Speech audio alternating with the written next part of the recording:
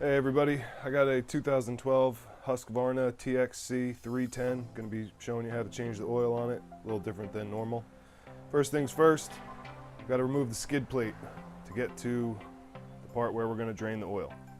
So I got these clamps on here that hold my skid plate on in the back, so start by removing them. Then you got a bolt underneath that goes into the frame. Got to take that puppy out, it's going to be loaded with dirt. And finally we got one in the front that also screws into the frame. This skid plate, even though I washed the bike recently, is full of dirt and just stuff from riding around in the woods. So you're going to want to get all that junk out of there. I'm sure the oil plug, or whatever you want to call it, is going to be dirty. So I'm going to wash my bike off, remove all the dust and debris and dirt so I don't get anything in the engine of the bike.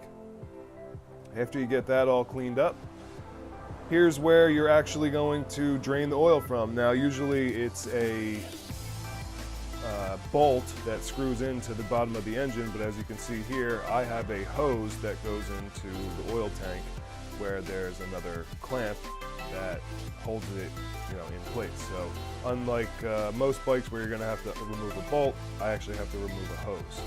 So with the hose removed, you can see the bike is now starting to drain the oil from the engine.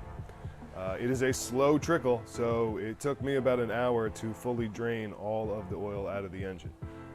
While I'm working on the bike, I like to keep things organized. There's all the stuff I removed from the bike so I don't lose anything.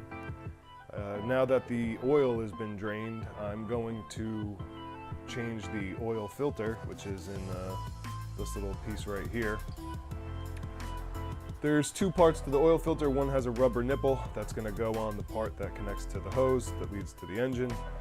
When I put this back on, I like to press it up tight against the engine while I screw it in so no dirt gets in there. And after you replace your oil filter, it's time to hook back up the hose that connects your oil reservoir to the oil pump. Tighten that clamp back up, make sure that hose is on there nice and tight, not going to come off while I'm riding.